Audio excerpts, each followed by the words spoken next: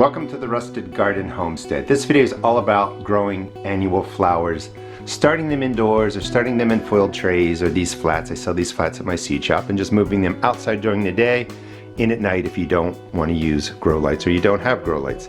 This is a great way to save hundreds of dollars. These are all 3 weeks old to maybe 4 weeks old. Today is April 26th. They were started indoors around March 31st, first week of April. And I'll show you the different varieties. But they're growing really, really well. In this space, again, you don't have to use grow lights if you don't want to.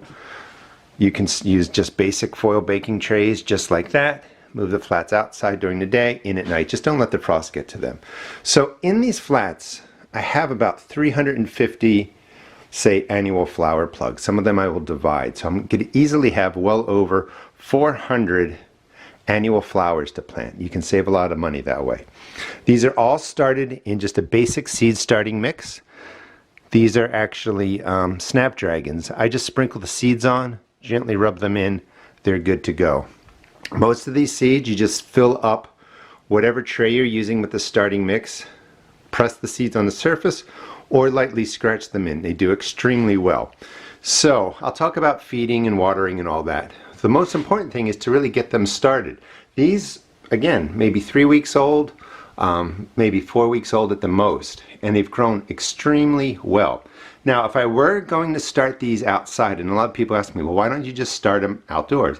You can do that, but we are actually going to have freezing temperatures tomorrow night, possibly a frost. We've had that periodically over the last 4 weeks. They like the warmer weather. They like, being outside during the day, in your house at night, or they like being under grow lights. They've all sprouted, or they've all germinated. They're all doing really well. If I had these sprinkled all over the place in different containers, different parts of my garden, I would have to go around and make sure that they're watered if it's been, several sunny days and stuff like that. It's a lot more care to walk around my garden and take care of these seeds that I've scattered everywhere than it is to just kind of put them in a space like this, or create a space on your deck for your flats and grow the transplants. A lot easier. I hope that makes sense. And I have so many growing here. This is probably more than I need for my garden, but it's literally pennies a plant. So starting up top, these were actually started on March 28th. So over there are strawberries. They're going to take a long time. That's just another round. That's potatoes, actually, that I started by seed. Those are Clancy potatoes. Amaranth, that's Joseph's coat. Let me grab the list for these. That's butterfly weed right there. If I could read my handwriting, I think that's portulaca right there. We have painted daisies, which are absolutely beautiful, coming over to snow and summer, and these are actually let me think, I didn't write it down, nicotina. So these are white flowers. Absolutely beautiful. Right in that flat, 72 plugs of annual flowers. Some of them won't get divided up. Maybe, well, I would know, 2, 4, 6, 8, $10 in seeds plus the materials. I have some extra seeds, so rather than spending hundreds, 10 or 20 bucks, you can grow your own. So let me hit all the basic care questions real quick. If you're growing them under lights, 16 hours of the lights on, 8 hours of the lights off.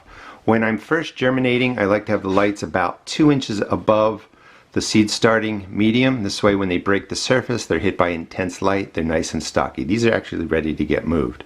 As they get taller, I put them down in a place where the lights might be 5 or 6 inches above the plants.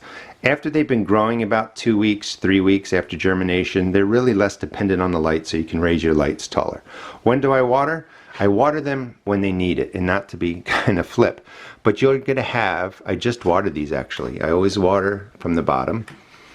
And the seed starting mix will saturate and be a dark color. When the seed starting mix starts getting to a light color, that's when I know it's close to watering. The seed starting mix will always dry from the top down. After they germinate, they've been growing, I don't know, 10, 14 days. That's when I will add in water-soluble fertilizer. A diluted water-soluble fertilizer.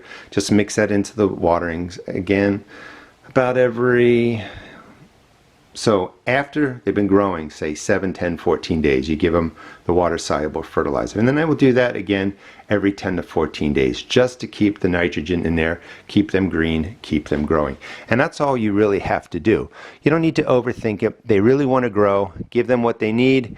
They're going to take off. They're going to do really, really well. Coming down here, if you don't want to grow a bunch of different annuals, Tetragiant snapdragons. Snapdragons are beautiful. They're a little bit expensive to buy, but you can grow your own. Again, pennies a plant. So these are giant snapdragons. Sprinkle the seeds right on the surface. There are more in each cell than you need. I'll gently divide. That will give me 2 plugs of snapdragons to put around. Foxglove are perennial flowers. Most of these are annuals. These come back every year in Maryland Zone 7. Beautiful flowers. They are toxic, so you don't want to eat the leaves or the flowers or put them in a place where your pets will eat them. But I grow these in different places. You might notice the seeds or the plants that germinate are smaller on the edges.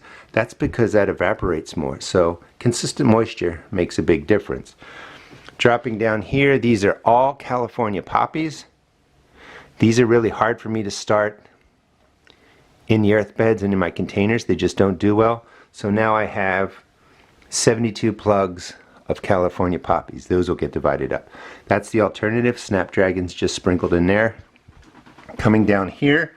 So here's a tip. So these lights are up higher.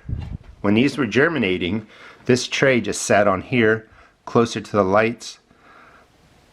Not better germination, but better growth. So when the seeds germinate, if they're down here, they're going to grow tall and leggy trying to reach the light.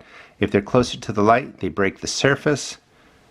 They're more stocky, they put out their true leaves quicker, and they end up looking something like this. So when seeds are first germinating, I have them much closer to the lights.